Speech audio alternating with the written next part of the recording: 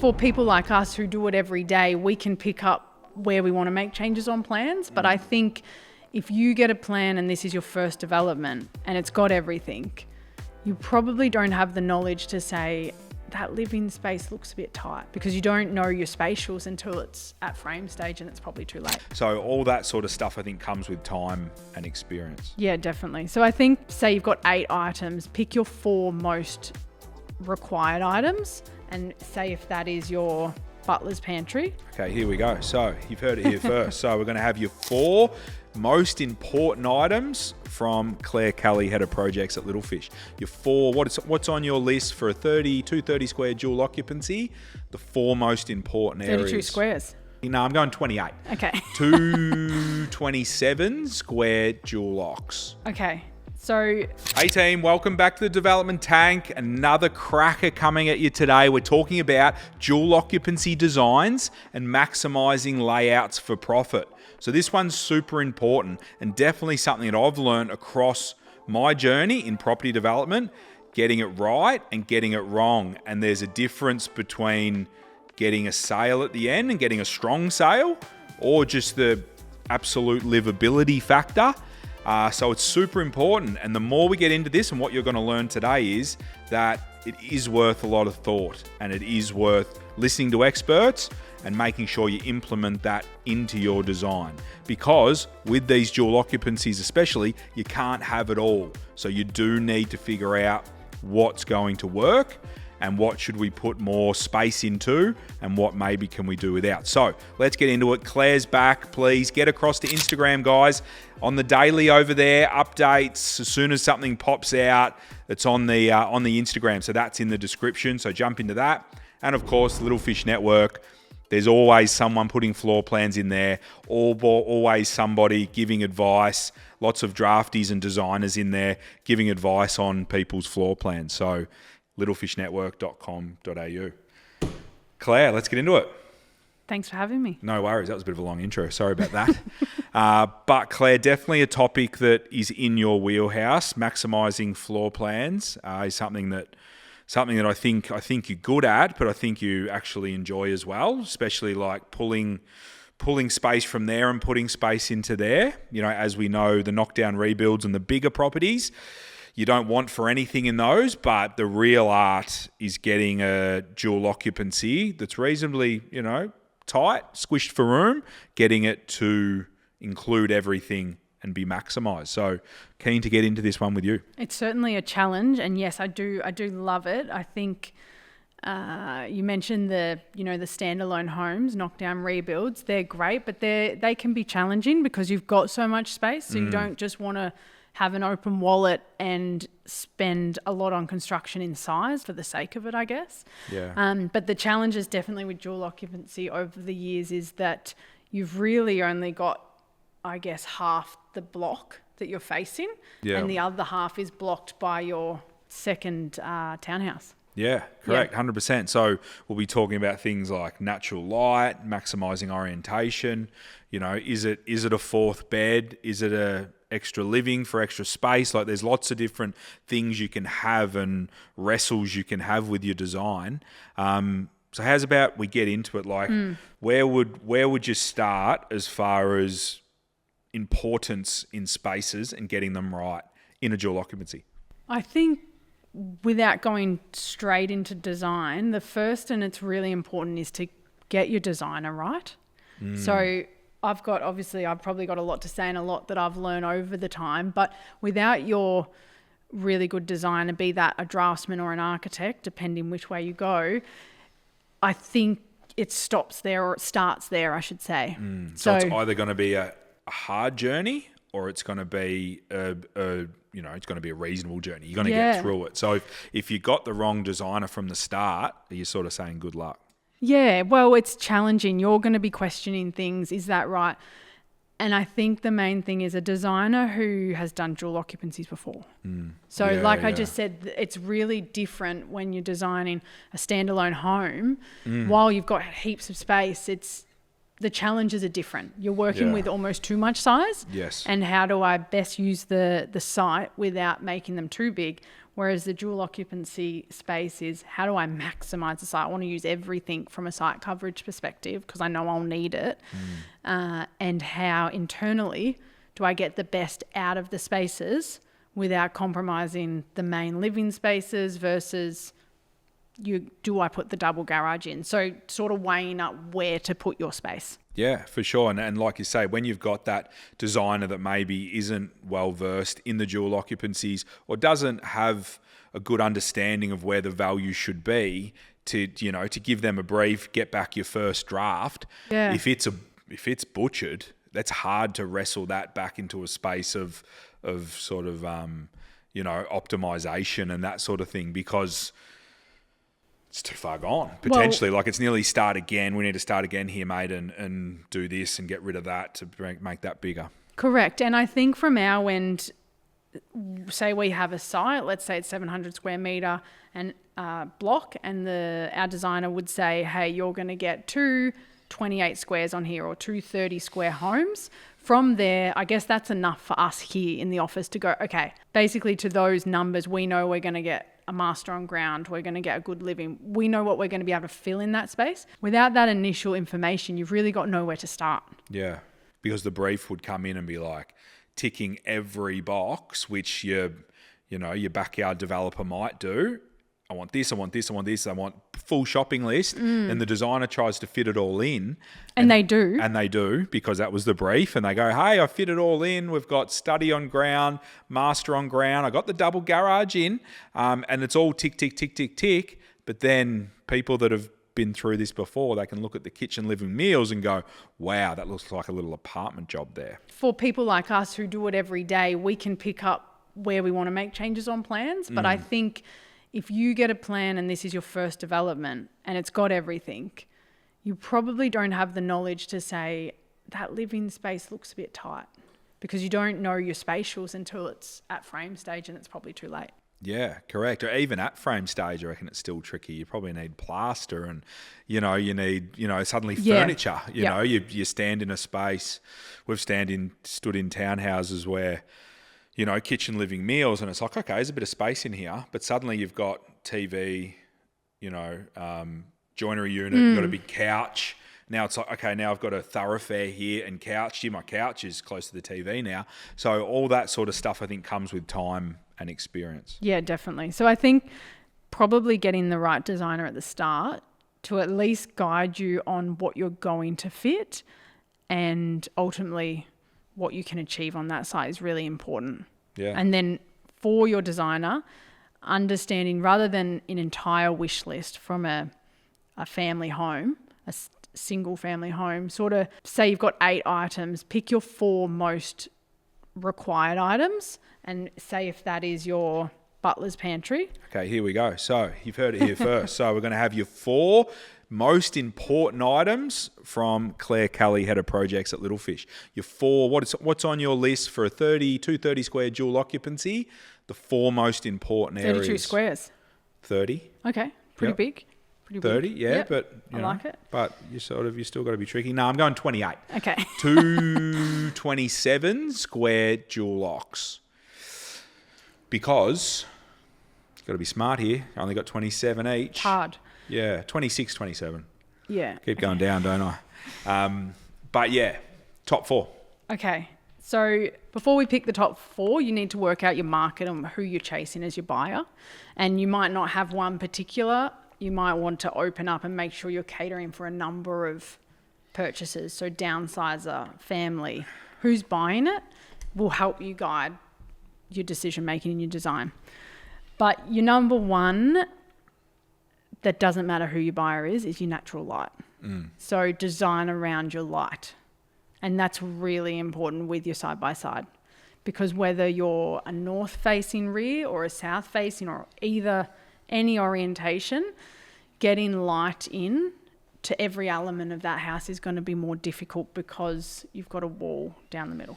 Yeah, one of your orientations is essentially got a big line through it. And I think just, again, on what type of development, what size, I think what's your top four, but then as the size gets bigger, I think it fills out underneath.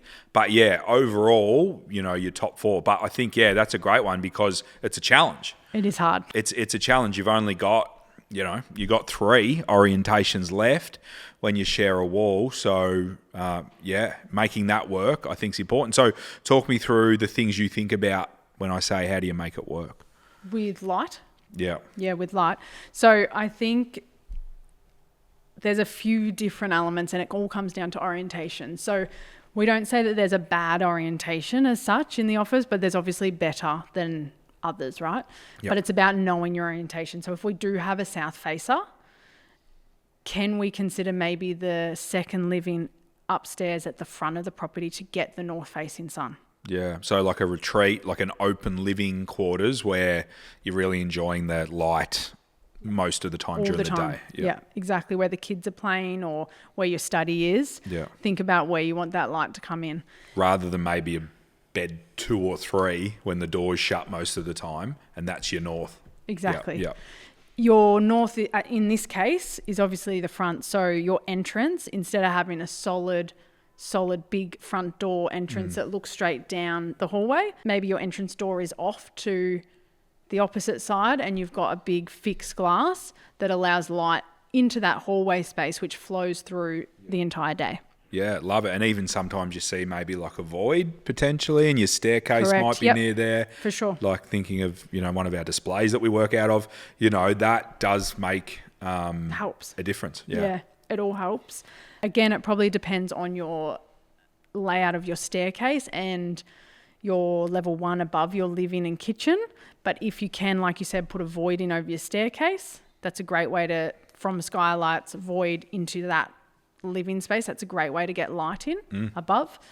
If you can get some skylights in along the side of the property where maybe your level 1 is recessed, again, great. And I guess another thing to think is, even though you are south facing in this instance, it doesn't mean you want to minimize your window space. Some people, I think, want to minimize it because you're not going to have a lot of sun. I think it's still worth having that openness, because in these spaces or in these dual occupancies, even though sun is a big thing and orientation, having glass and access to viewing outside is making these spaces feel bigger. Yeah, I couldn't agree more. And even having a south face up, even though you're not getting direct light, if it's a reasonable type day, there's still light, referred light coming into these spaces, and the more glass you have, Correct, obviously, budget driven and sort of value management driven, but those larger windows still create a nice vibe out the back. Absolutely. And then probably the last for orientation or light, I think one of my favorite sort of designs is having an internal courtyard. Again, this is pending if you've got the space in the backyard. Obviously it can compromise your backyard a little bit if you're taking or sort of pushing out your design towards the rear. But an internal courtyard similar to Gillies in Fairfield, where we were the other day, I think you have your courtyard and your backyard sort of housing or bookcasing your kitchen and living. I think that creates a really nice feel and almost gives you the sense that it is the standalone, because you've got a lot of light coming in from all sides. Yeah, like you say, we went through Gillies the other day, and it has got a lot of those zones, and that's definitely that's a 600 plus square metre site, but we did have the 60% there in that part of Darebin, and you really appreciate it, and that's one that, like, as far as ticking boxes for a dual occupancy goes, like with the master down and these sorts of things, like that's one that I don't feel like's missed out on too much. Would you say, Claire? Like, it's got everything. Yeah. Gillies is a perfect example of being able to fit everything nicely without compromising on space. Yeah, nice. So orientation, which is natural light, windows, skylights, internal courtyards. What's your second most important aspect of it? I love a butler's pantry. Ooh, Butler's for number 2. And I say that when I say butlers, it doesn't have to be a genuine butlers with a dishwasher, a sink, another oven. It's more a walk-in pantry that's an extension of your kitchen. And I say that because I think it's really important to these townhouses that we're creating are the new Australian home, right? So we often call them townhomes, and we don't want them to feel like the old school mentality of a townhouse or an apartment. So I think a Butler's... And the old school one, that's exactly what they all miss. Yeah. None of them, they weren't designed back then. So this is definitely a modern element. It's not about squishing as many as possible on a site, Yeah. which we've often talked about. It's putting genuine 4-bedroom, 2-living family homes on these sites. And I think a pantry showcases that you've got space there. Bit of a flex. Yeah. Bit of a flex. And very practical. Very practical. Yeah, nice. So a bit of a, when you walk into something complete and you go, hey, is this big enough? And you're in the kitchen, you're in the island, you look and you go, bang, there's a Butler's / pantry, standard pantry there. It's like, okay, cool. This is house vibes. Yeah. Yep. Okay, nice one. So that's number 2. Yes. What have we got for 3? 3, genuine laundry. So Yes. the difference between, say, a European laundry, which is often, again, seen probably in smaller townhouses. Yeah. Genuine laundry. So we're going the kitchen and the laundry. Very, very. I don't want to go there, but Places very where for I male. spend my time. No, we know that. We know Ethan's a great help around the house, and that's not you. I think if Gav was here, he would have said the same things. No, you're spot on, and that probably goes to show Family and females make a lot of the decisions. But from a practical sense, you know, they're high activity rooms and there's activity happening in them. Yeah, and aren't I'm they, not talking that the laundry needs to be the size of a room. I'm just saying if we can get a laundry and not a Euro laundry. Yeah. I think, exactly what you're saying. I think, and, you know, these are the top 4, but nearly these are equally the top 4 mistakes that can be made as well. Yep. So it's not as if, like you say, it's not as if it needs to have the biggest laundry ever, but let's not make it a mistake with a Euro or something that you got 2 doors opening and you can't really get in there. I appreciate where you're headed. Then the last item, I'd probably say, there's a lot of items, but this one that I think it's a lot of feedback from new clients, but also purchasers, is an entry point. Often with a side-by-side, it's a long hallway. Yep. And while sometimes unavoidable, depending on your width, but in a perfect world, somewhere where you open the door and you can stand there. Yeah. And then go through into your home. So it gives that sense, and again, it's small, but it gives that sense that it's a genuine family home and I'm not walking into a small little townhouse. Yeah. No, I agree. And that's the thing, the angle, you know, just to recap, the orientation, natural light, the big pantry or reasonable pantry, big laundry, reasonable laundry, and the reasonable entry, they're all things that really houses have. Family Australian houses have, and they're the qualities that you want to bring through your townhouse development. I said this to a lady yesterday. I said, when we joke around in the office, the best type of townhouse development is something where you get to the end and you feel like you've got a house, not a townhouse. So I think, 4 great items that if you get them right, then suddenly your house buyer can, oh wow, I walk in and it's spacious. I've still got my butlers, I've still got my pantry, I've still got natural light. All the things that are potentially hard and things that can go missing if you've designed it poorly. Exactly. It's and like, we'll save the space in the laundry. Oh, the butlers can go, it's fine. You know? And that's the bigger point. I think there's obviously a lot of other design elements that can go wrong and can go right.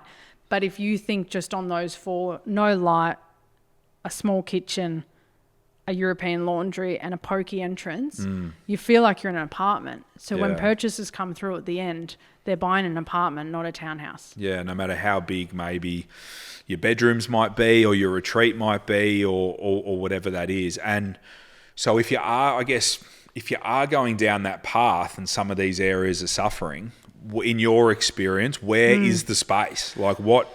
You know, someone's got a set of plans and they go, well, I've got a Euro, I haven't got a pantry, my entry sucks. Where can I take it from, Claire? And where potentially is it getting lost? So that's a really, really good question. Let's start with the entrance. potentially you've put a double garage in because that's what your agent said and everyone loves a double garage. But is everything else suffering because of your double garage? Has your block width, just to one single home we're talking about, has that shrunk because of your double garage, which has allowed a really tight entrance and potentially no room to fit that laundry in, because most of the time they're around the garage. Yeah, so essentially maybe your double garage has really cooked your laundry, could have had a knock-on effect to your pantry as well and your entry. So there you go. So it could be in your garage. Could be in your garage. And is the double garage worth that when, like we just said, you've got no butlers, you've got a Euro laundry and you've got a really poor entrance? Is that going to get someone across the line? What's your marketplace? Are you close to train? The old 2-car garage, you could maybe do an oversized one, which is quite nice. Lots of storage, room for big car in there, and a car sits in your driveway. And that's a good point. I think the double garage, whilst it's a double garage and it ticks the box, you're not putting two big cars in double garages unless anyway. you do an oversized double garage. Correct. Which then you are getting pretty crazy. And it's probably not working on the site. And it's probably not in a dual occupancy you're ever looking at that. So it's maybe you do 1.5, which allows for the storage and an oversized car. Yeah. But it doesn't hurt your entrance. Yeah. So then you've also got, I think another big one is always fitting a master on ground floor. Master on ground floor is great. And I'll use Gillies as another example where we have put a master on ground. It's great at Gillies because it hasn't compromised on size. It's a really big master. It's got a genuine ensuite to it and really good robes. But often you see, I've got to get a master on ground and you're squishing it in. It's quite small. Yeah. At best, it's probably a queen bed in there and a bit pokey, and not a genuine luxury master is achieved. And because you've put your master, your walk-in robe, your ensuite, all of a sudden there's no room for your butler's pantry and your laundry has been poked in somewhere else. Yeah, I couldn't agree more. I think, they're really the two that's where your space is. And if you haven't got space after removing those, well, maybe you just haven't got enough space. But the master is definitely one. And it could be, let's put a living downstairs, an extra living. You might be able to put your 4 beds upstairs, maybe. Exactly. Which can happen. So doing that and then making another living, and then suddenly your pantry's back in. Suddenly, and for me, having another living downstairs rather than the master, suddenly your natural light starts to creep in because you're haven't got rooms upon rooms. Yeah. So all these elements, and I'm getting a bit of a theme here, like they all can knock onto each other. They do. Like if you're hung up on putting a master downstairs, it can affect your top 4, Claire. And that's the thing. I think a master on ground is great if you can achieve it well. So it might not be that you completely forego the opportunity to have that as a bedroom. You might have the second living with larger doors. So it could be open, so it could be a second living, but you might also put a genuine bathroom downstairs too. A smaller powder, but with a shower. So you could have a guest room. Yeah. But I think it's just about understanding you're trying to fit all these things in, and I've got a half master downstairs. Yeah. It's not a genuine master. And for that, I've compromised my kitchen space because I don't have a butler's. I've just got an apartment style kitchen, and then everything gets squished because you've tried to squish everything in. Yeah, correct. It's probably figuring out what the most important things are, which you've just riled off the top 4, and then making sure you do those right, and then filling in around that potentially, rather than trying to tick every box and half doing everything. Yeah, exactly. Because that'll never sell a home, half doing everything. No one wants anything half done. They want the most important things done right. I think that's the main thing. Yeah. Is just doing things right and understanding that you can't fit everything. And maybe it's just a matter of maybe one townhouse has the double garage and one has a single, which has been able to shuffle and allow both to have a decent entrance. Yeah. So it's again that pushing and pulling, but not getting too hung up on I must have every single element, because you just won't get every single. I must tick every box. One house might have the single garage and master, which that's working, still getting the butlers and the laundry in. And like you say, the other house, double garage option. but open plan, another open space, no master, still get your butler, still get your laundry. But family and downsizer. yeah, correct. Yep. Hitting up two parts of the market. Ticking boxes from a resale point of view. All right, Claire, well, thanks for coming in. Top 4, I've got light, orientation windows, all hand in hand. Try and maximise those. Then I've got my pantry, potentially a butler's pantry. Then I've got my laundry, good size laundry. Okay, so I feel like there's a bit of a theme there. Yeah, there definitely is. I think there's obviously a lot of design elements when you consider it, and there's other things that you should definitely consider when you're designing a townhouse. However, they're all items that link back to genuine family homes, standalone homes, and they show the purchaser that what you're buying has not been compromised because the land has been split in half. Yeah, I think that's a great point. Going back to homes and houses, and they're 4 pillars of of a home. So so great work, well done, and I think a good point in there. If you are lacking in those areas, it's coming from somewhere, and on ground floor, there's every chance it's coming from the items that you just mentioned, being the master and the garage. So yeah. Great work. Keep up the good work. Leave us with one thing on that. Anything else there? I think we covered it all, but the main thing is, which is important to remember, just find the right designer. Good start. They're going to guide you. They're going to guide you. They're going to help you a lot. Amazing. Yeah. Love it, Claire. Thanks for joining us. We'll see you in a week or two. Thanks for having me. And guys, last point on there, Little Fish Network. You jump in there. There's designers in there. There's everyone giving their two bob on plans and examples and trying to get things right. And our team's in there as well. So if you're interested in this episode, jump in littlefishnetwork.com.au. It'll be in the description, and suss that out, because plenty of lessons in there. And if you're starting out in this game, that is a great place to start. Also, make sure you get across to Instagram. Everyday action happening over there. Finger on the pulse type stuff. Authentic content. Happy developing.